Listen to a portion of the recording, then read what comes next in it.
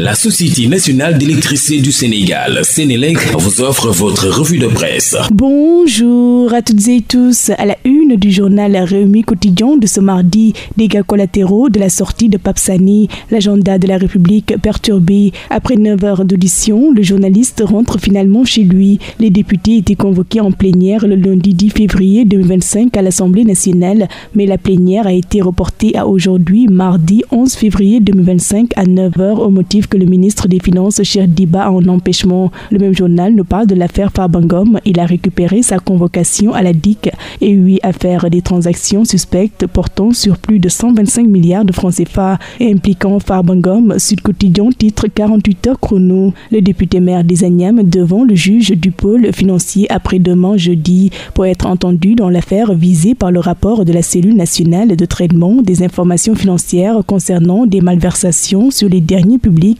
s'élevant à plus de 125 milliards de francs CFA. Retrait de son mandat de comparution, Farba se présente volontairement à la DIC. Ses avocats râlent, nous informent Les Échos. Ses avocats dénoncent une convocation opaque et une procédure exceptionnelle, une accélération démesurée et injustifiée de la procédure. Pour Maître Alassane Cissé, il est rare qu'une procédure débute directement par un mandat de comparution. L'info abonde dans le même sens. Affaire des 125 milliards de francs CFA, Farba face au juge, Taïrou face à la DIC. Farba comparaîtra devant les juges d'instruction du pôle judiciaire financier le jeudi 13 février à 10h. Il a récupéré sa convocation hier à la DIC en compagnie de ses avocats qui ont dénoncé la procédure à leurs yeux flous. Publication de son rapport d'audit, la Cour fait ses comptes, titre qui barre la une du journal Le Quotidien.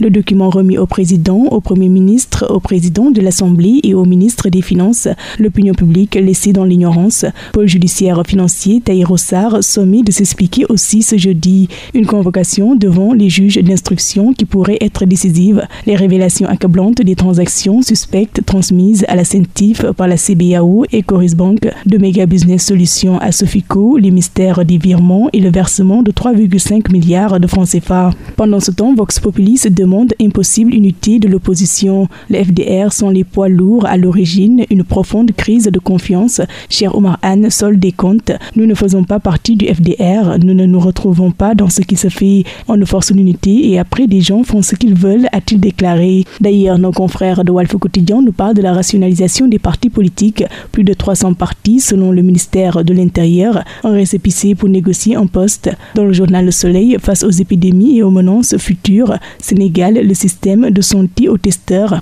Ebola, Covid-19, fièvre hémorragique, Crimée-Congo, entre autres, ont secoué pas mal de pays, dont le Sénégal. Le système sanitaire sénégalais est-il assez préparé pour faire face à une nouvelle vague, s'interroge ce journal. En tout cas, concernant la santé publique, exode des médecins, le Sénégal perd ses soignants, nous dit Enquête.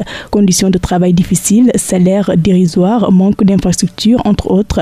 Les médecins préfèrent démissionner et aller travailler à l'étranger. En sport, dans le journal Rewmi Sport, Ligue des Champions, Pep Guardiola inquiète déjà sérieusement le Real Madrid. Mercato, Nampalys Mendy pourrait rebondir en MLS ou aux Émirats Arabes Unis. Record pour terminer, Fédération sénégalaise de football, l'Assemblée générale élective d'août prochain. La veille d'armes a commencé et c'est ce qui m'a fait à ce tour des journaux. Très bonne lecture à toutes et tous. La Société nationale d'électricité du Sénégal, Sénélec, vous a offert votre revue de presse.